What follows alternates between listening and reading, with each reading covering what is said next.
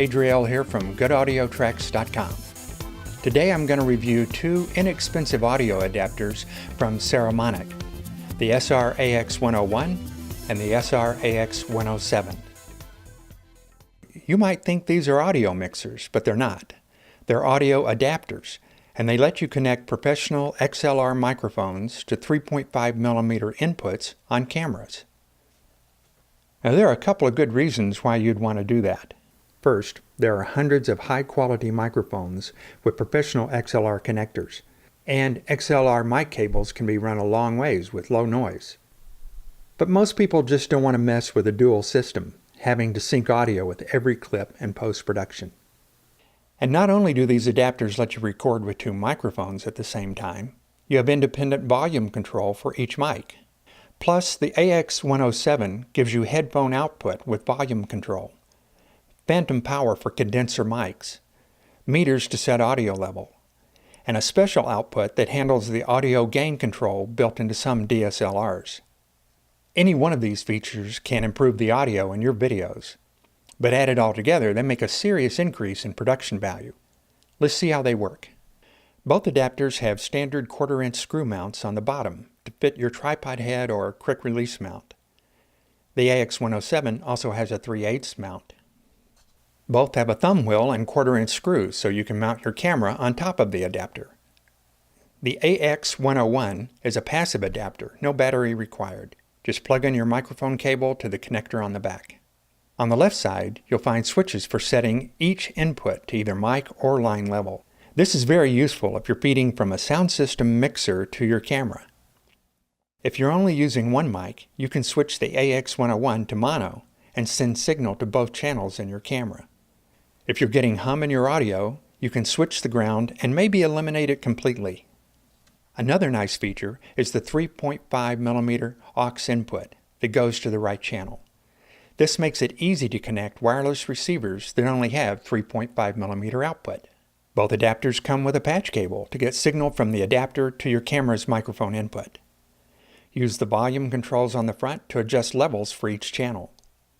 And the volume controls have a nice solid feel with little detents to help the knob stay right where you put it.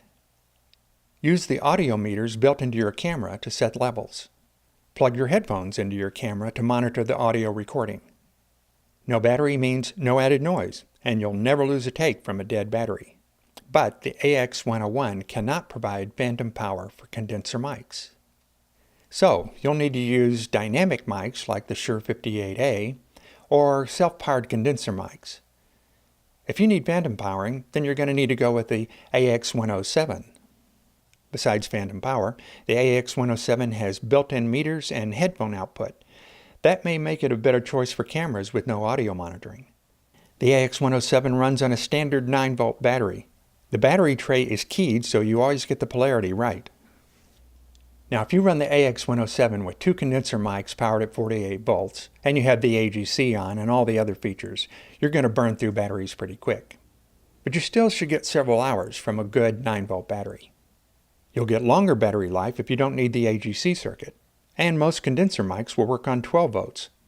That increases battery life. Now the AX107 is battery only. There's no AC adapter option.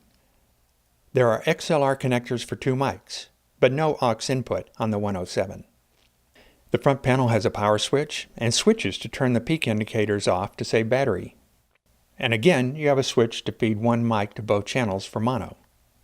As I mentioned, the AX107 has headphone output with its own volume control. Each channel has a high and low gain switch. Low is unity, and high gives you a 20 dB gain in the signal. Combined with the mic line switch, this lets you handle most any signal level. Now the same switch lets you choose phantom power for each channel independently. That's a nice feature. And here's the switch to choose 12 or 48 volt phantom power. The output on the front panel goes to the input on your camera. The patch cable comes in the box with the adapter. It also has a monitor switch, and that's a nice professional feature. You can plug the headphone output of your camera into the monitor input on the 107. Then use the monitor switch to listen to the output from the camera while recording to make sure you're getting the signal quality you want. Another pro feature is the AGC defeat switch. Now, some DSLR cameras have an automatic gain control, AGC, on the audio. And this is a bad thing and produces really bad audio, because when nobody's talking, it turns the input gain up all the way. You get a lot of noise. Then the minute somebody starts talking, it tries to compensate and drops the level really quickly. There's no way to fix any of this in post. And the AX107 will take care of all of this problem for you. When you turn on the AGC defeat, the AX107 sends a stable signal at 20 kHz into the right channel. This fools the camera's AGC. It makes it leave the volume at the lowest setting all the time. Now, if you don't need this, keep it turned off. If you don't record audio on the right channel, you can just delete it in post. Or you can record program audio on the right channel and filter it out in post. It's so much higher than the frequency range of human speech, it's easy to take out, but you'll need a good audio filter in your editing kit. So that covers the ins and outs and settings for these audio adapters. Let's see how well they really work. I'm recording with two mics. I have the Shure Beta 58A, it's a dynamic mic, and the Sennheiser wireless lavalier, it's an EW100 G2. The Beta 58A is connected to an XLR input on the AX101.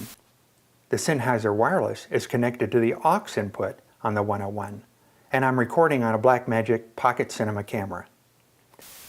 To get a decent audio level for the dynamic mic, I had to set the input level on the camera and the 101 to maximum.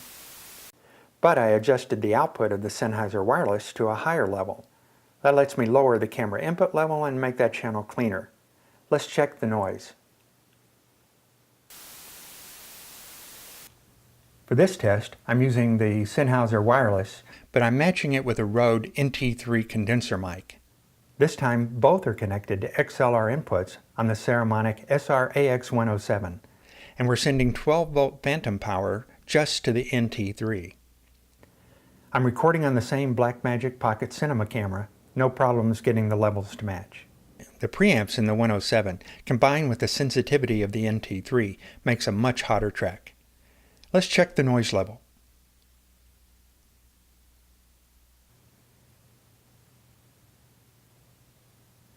This time I'm using a RØDE NT3 condenser mic and the Shure Beta 58A dynamic mic. Both are hypercardioid polar patterns, so they're great for reducing off-axis noise. Both are connected to XLR inputs on the Saramonic SR-AX107, and we're sending 12-volt phantom power to the NT3. I'm recording on the same Blackmagic Pocket Cinema camera, had no problems getting the levels to match. You'll definitely need the high gain setting for the dynamic Beta 58A.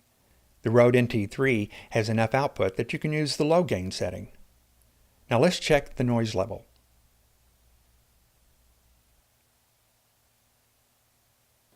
So in post-production, all I did was normalize all of these audio tracks to -3 dB, and then mix them with everything else at the same level. No filtering, no noise cleanup, no EQ. The AX101 works great if you have a self-powered mic like the Sennheiser wireless. But if you want to use a dynamic mic like the Shure, you'll be better off with the extra power of the AX107. And if you need to defeat the AGC on your camera, the AX107 is the only option. The only issue I found with either unit is the quality of the microphone connectors. They don't have the same feel as high-end audio products. Of course, they don't have the same price tag as high-end audio products either. Now, I had no problem with either of these units. They both work perfectly right out of the box. In fact, this whole video was shot using the AX107, except for the part where I tested the 101. For the price, these audio adapters from Saramonic have professional features and they do a great job of connecting XLR mics to DSLR cameras. You ought to give them a try and see how they work with your gear. Leave your comments and questions below and click to like, follow, and share. I'm Adriel, and here's to all your projects having good audio tracks.